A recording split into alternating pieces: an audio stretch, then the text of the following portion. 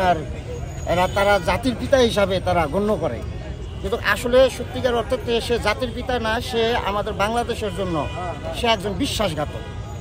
ঠিক আছে, যে কারণে মনে করেন যে এখন বর্তমানে 5 আগস্ট পরবর্তীতে এখানে অনেক রকমের অনেক ধরনের বিশৃঙ্খলা উশৃঙ্খলা সৃষ্টি করার পায়তারা করেছে ভারতের দালাল খ্যাত আওয়ামী লীগ সন্ত্রাসী, ছাত্রলীগ সন্ত্রাসী, যুবলীগ সন্ত্রাসীরা।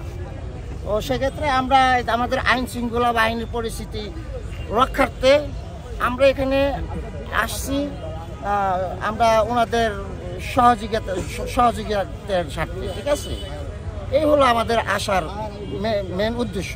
ঠিক আছে, এখানে কোনো অস্থিরতা কিংবা বিশৃঙ্খলা পরিবেশ যেন কেউ সৃষ্টি করতে না পারে, সেখান থেকে আমরা এখানে যেহেতু আপনারা আইন শৃঙ্খলা রক্ষাকারী বাহিনীকে ওনাদেরই হেল্প করে, তারা কি আপনাদেরকে আমন্ত্রণ জানিয়েছে? না, তারা আমাদের আমন্ত্রণ জানায়নি, বাট আমাদের নিজেদের থেকে নিজেদের ভালোবাসা থেকে দেশকে ভালোবাসি, জাতিকে ভালোবাসি, আমরা বাঙালি বাংলাদেশি, সেখান থেকে আমরা আমাদের শত ইচ্ছা থেকে আমরা এখানে এসেছি, উপস্থিত হয়েছি, যে কোনো রকমের কোনো বিশৃঙ্খলা উশৃঙ্খলার জন্য কেউ সুযোগ না নিতে পারে, করতে না পারে। আমরা অনেককে দেখেছি যারা স্থানীয় বিএনপি রাজনীতির সঙ্গে জড়িত, তাদের সঙ্গে কথা বলেছি, তারা মিছিলও করেছেন।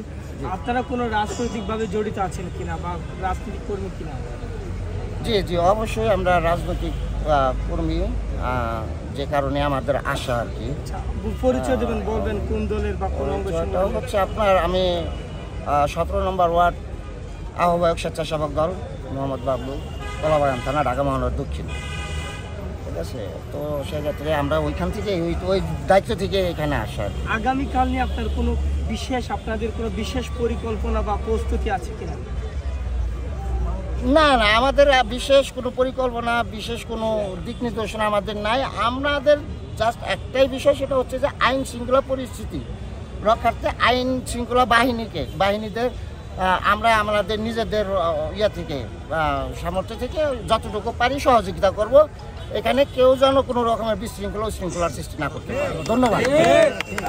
15ই আগস্টকে ঘিরে ধানমন্ডি 32-এ যেটি দেখা যাচ্ছে, পুলিশের পক্ষ থেকে সব ধরনের প্রস্তুতি সম্পন্ন করে রাখা হয়েছে, যাতে করে কেউ নাশকতা করতে না পারে। এবং আমরা দেখতে পাচ্ছিলাম দুই পাশেই কিন্তু ব্যারিকেড দিয়ে রাখা হয়েছে, যাতে করে কেউ প্রবেশ করতে না পারে। আমরা যেমনটি দেখছিলাম